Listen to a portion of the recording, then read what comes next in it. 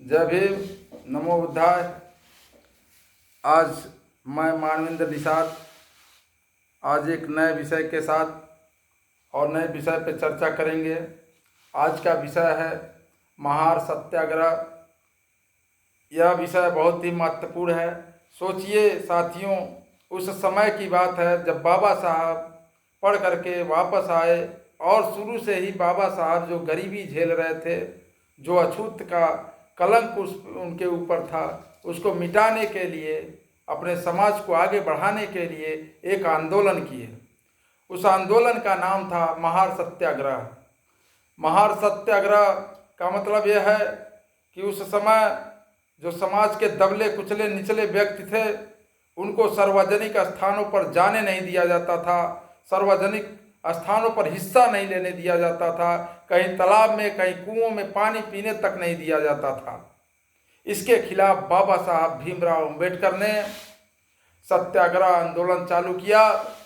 अब देखिए, यह सत्याग्रह आंदोलन चालू करने के पीछे कारण यह था कि समाज में जो कुरीतियाँ थी, जो समाज में जात का भेदभाव था, उसे मिटाने का एक प्रयास था। उसी प्रयास के दौरान उन्होंने सभी समाज के लोगों को इकट्ठा करना शुरू किया और इकट्ठा करके तालाबों में, कुओं में और सार्वजनिक स्थानों पर जाने के लिए यह एक आंदोलन शुरू किया 20 मार्च 1927 में।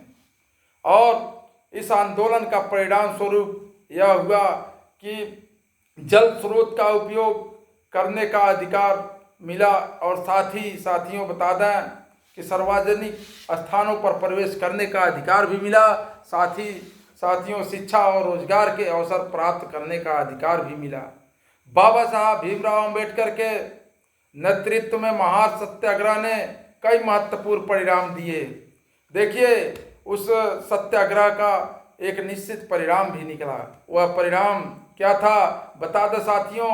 वह जो सत्याग्रह आंदोलन चला था, उसका परिणाम निकल के आया कि महार शहर में चौड़ा तालाब पर महार समुदाय के जल स्रोतों का उपयोग करने का अधिकार प्राप्त हो गया। उस आंदोलन की देन थी। यदि बाबा साहब इस आंदोलन को नहीं किए होते तो आज हम लोग हर जगह सार्वजनिक स्थान, चाहे जो भी होटल हो, चाहे जो भी सार्वजनिक स्थान हो, वहाँ पे हम लोग जो आ रहे हैं, जा रहे हैं या नहीं जाते, यदि बाबा साहब वह आंदोलन नहीं किए होते।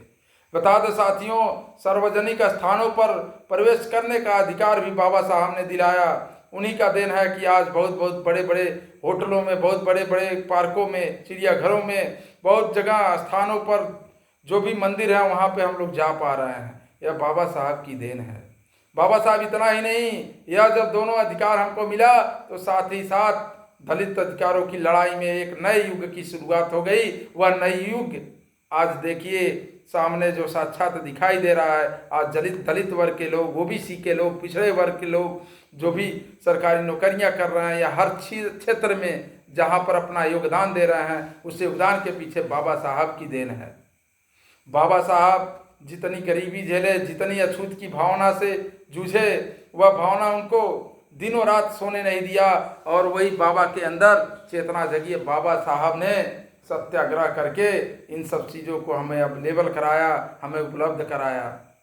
साथ ही बता दें, इस महार सत्याग्रह के महत्व को इस प्रकार से भी समझा जा सकता है साथियों। दलित अधिकारों की लड़ाई में एक दलित महत्वपूर्ण मील का पत्थर है।